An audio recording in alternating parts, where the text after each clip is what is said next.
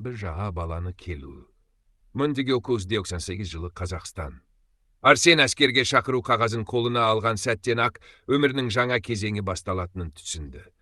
Бала кезінен әкесінің әскерден өтпеген еркек, шала еркек деген сөздерін естіп өскен. Бірақ бұл жолда қандай қиындар күтіп тұрғанын әлі білмейтін. Темір жол вокзалында қоштасу сәті ерекше ауыр болды. Анасы көз жасын көрсеткісі келмесе де, көзі жасаурап тұр. Әкесі үнсіз, тек иығына ауыр алақанын қойды. Жігіт бол, балам, мықты бол. Арсен үнсіз басын изеді. Іштей, мен әлсіз емеспін, кез келген қиындыққа төтеп берем, деп өз-өзін қайрап тұрды. Поезд қозғалып, ауыл көзден ғайып болғанда, оның өмірі мүлде басқа арнаға бұрылып бара жатқанын сезді. Әскери бөлімге келу. Әскерге жаңадан келген жігіттерді салага деп атайды. Арсен де сол салагалардың қатарында. Олар вагоннан түскен бойда әскери формалы адамдар айқайлап қарсы алды. Жылдам қимылдаңдар, қараңдар мына салагаларды, сендер енді бізге тиесілісіңдер. Бұл Қазақстанның ең қатал әскери бөлімдерінің бірі. Мұнда тәртіп өте қатал, ал бейресми билік деттерде. Әскерге жаңадан келгендер бірден қатаң режимге үйренуге мәжбүр болады. Еркіндік деген жоқ, күнде таңғы 5-те тұру, ауыр жаттығулар, қысқа ұйқы, шектелген тамақ. Бірақ бұл физикалық қиындықтардан да ауыр нәрсе бар. Дедовщина. Арсен әскери бөлімнің дәлізінен өткенде, олардың көзіне деттер түсті, 2 жылдық қызметін аяқтауға жақын қалған, бейресми түрде әскери бөлімді басқарып отырған сарбаздар. Олар енді келгендерді сынап, тексеріп тұрды. Қараңдар, жаңа салагалар келді, деп күліп тұрды біреуі. Олардың арасындағы ең қорқыныштысы Асан Дед. Ол әскери бөлімдегі заңсыз биліктің қожайыны. Биік бойлы, денелі, сұсты жүзді жігіт, жүзіне қарасаң мейірім жоқ, көзі суық. Ол өз адамдарына сыбырлап бір нәрсе айтты да, ары қарай кете барды. Арсен оның көз қарасынан ақ мұнда әділеттілік жоқ екенін түсінді. Бұл жерде әлсіздерді таптайды. Бұл жерде тек мықтылар ғана өмір сүре алады. Дехтиеттерді билігі. Арсен әскери бөлімге келген алғашқы күннен ақ не дегеннің не екенін түсіне бастады. Түнгі сағат 2. Әскердегі ең ауыр күннің бірі артта қалды. Жаңадан келген сарбаздардың бәрі жатақханада төсектеріне жатып, көздерін әрең жұмған еді. Бірақ тыныштық ұзаққа созылмады. Кенет есіктің тарс жабылған даусы естілді. Тұрыңдар, салагалар! Жаңа келгендер түннің ортасында не болып жатқанын түсінбей абдырап қалды. Бөлмеге бірнеше дет кірді. Олардың арасында Асан да бар. Ол бөлмеге кірген бойда жаңадан келгендерді бір шолып өтті. Бұл жер ойын алаңы емес. Біз сендерге қалай өмір сүру керектігін үйретеміз. Деттер жаңадан келгендерді түгендеп шықты. Кезек Арсенге келгенде Асан оған ұзақ қарады. Сенің көзіңе қарап тұрсам, мінезің бар сияқты. Бірақ біз оны сындырамыз. Сынбайын, бөлме тып-тыныш бола қалды. Жаңадан келгендердің бәрі Арсенге үрейлене қарады. Деттердің алдында қарсы сөйлеу, өз-өзіңе үкім шығару деген сөз. Асан жымиып күлді. Бірақ бұл күлкіде жылылық жоқ еді. Көрерміз. Осы түннен кейін Арсен үшін қиын күндер басталды. Деттері бөлімде ресми заң бар, бірақ бейресми заң бәрінен күшті. Деттер өз ережелерін орнатады. Жаңадан келгендер таңертең бірінші тұрып, бүкіл жұмысты істеуі керек. Тамақтанғанда деттер бірінші жейді, ал жаңадан келгендер аш қалуы мүмкін. Төсектерді салагалар жинайды. Егер дұрыс болмаса, соққы жейді. Детке қарсы шығу өзіңе жау табумен тең. Арсеннің ең жақын досы Нұржан осы ережелерге алғаш болып қарсы шықты. Мен мал емеспін, өмір бойы осылай қорлық көрмеймін. Оның бұл сөзі қымбатқа түсті. Кешке қарай деттер оны жертөлеге шақырды. Бір түнде ақылды боласың, салага. Нұржан түннің ортасында қансырап оралды. Болды, Арсен, біз бұларға ештеңе істей алмаймыз. Бұл әскер, олардың заңы. Жоқ, біз бәрін өзгертеміз. Арсеннің ішінде от жанды. Ол деттерге бағынбайтынын түсінді. Бірақ детке қарсы шығу өлімге барабар. Арсеннің қарсылығы. Арсен әскерге келгелі 1 ай өтті. Осы уақыт ішінде ол көп нәрсені түсінді. Әскерде 2 түрлі сарбаз бар. Бірі басын төмен салып, бәріне көйніп жүре береді. Екіншісі қарсы шығып, өз орнын табуға тырысады. Арсен екіншілердің қатарында еді. Деттер Нұржанды ұрып соққан түні Арсен ішінен шешім қабылдады. Енді ешкімге өзіне немесе достарына зорлық көрсетуге жол бермейді. Бірақ бұл ойды іске асыру оңай емес еді. Асан Дед әскери бөлімнің бейресми билеушісі. Оның айналасында өзін патша сезінуге мүмкіндік беретін бірнеше жақтастары бар. Бұл топтың қолында билік қана емес, қорқыныш та бар. Барлығы оларға бағынуға мәжбүр. Арсен көп ұзамай Дедтердің басты қаруы қорқыныш екенін түсінді. Оларды ешкім тоқтата алмайды, өйткені бәрі қорқады. Олар мықты емес, Нұржан. Оларды мықты қылып тұрған біздің қорқынышымыз. Не айтқың келіп тұр?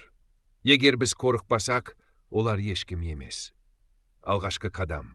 Күн сайын Арсен мен оның достары Дедтердің шектен шығуын көріп жүрді. Бір күні бәрі өзгерді.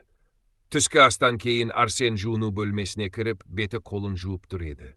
Артынан Бақтияр есімді салаганың жыламсыраған даусы естілді. Жалынамын, менің ештеңем жоқ. Арсен басын көтеріп айнадан артында болып жатқанды көрді. Үш Дед Бақтиярды бұрышқа тақап, оның соңғы заттарын тартып алып жатыр. Бұл сенің қателігің. Бізге сыйлық әкелуің керек еді. Жауап ретінде Дедтердің бірі оның бетінен салып қалды. Арсен терең тыныс алды.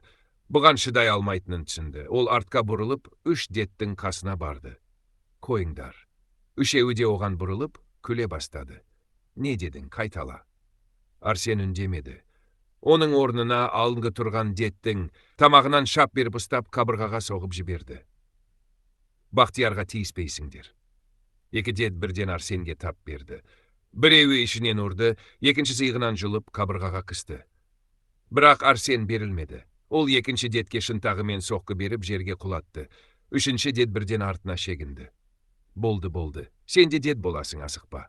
Бұл бірінші қадам еді. Асан Дедтің ескертуі.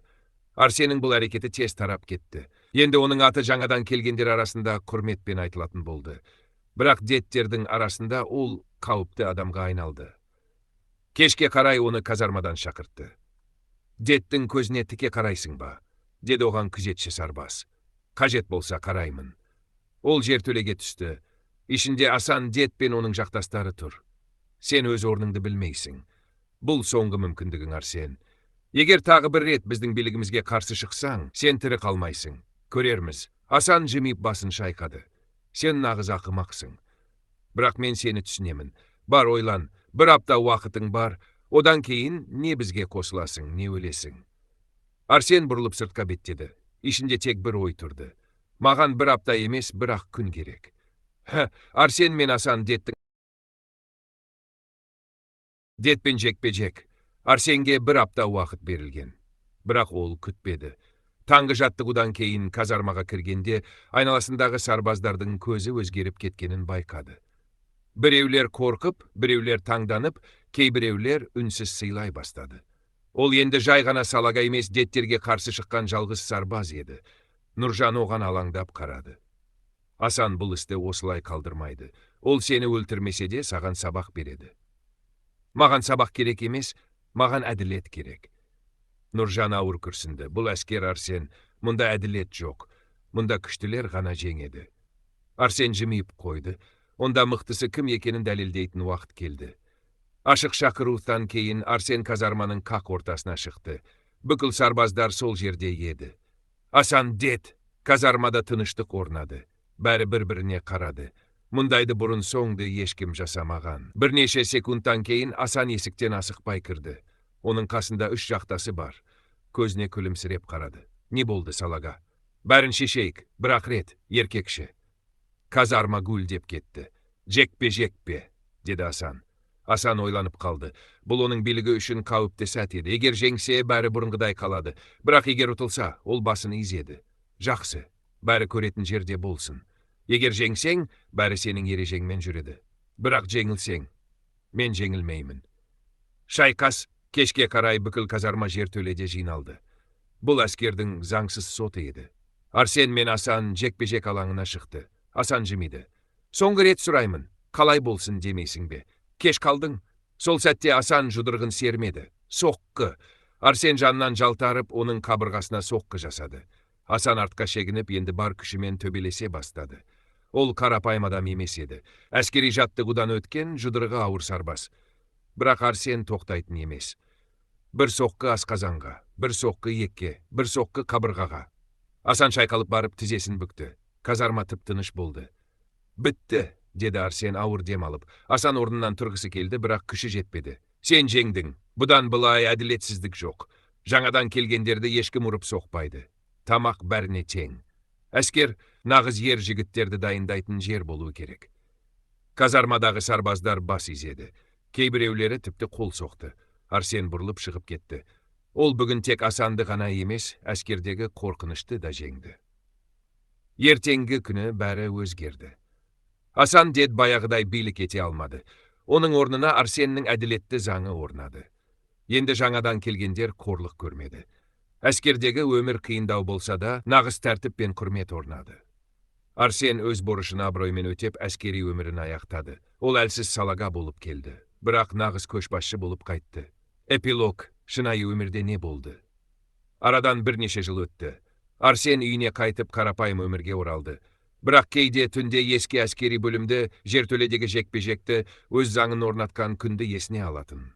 Ол қорқақ болып кетпеді. Ол әділетсіздікке қарсы шықты. Әскерде әділет орнату қиын. Бірақ егер бір адам батылдық танытса, өзгелер де оған қосылады.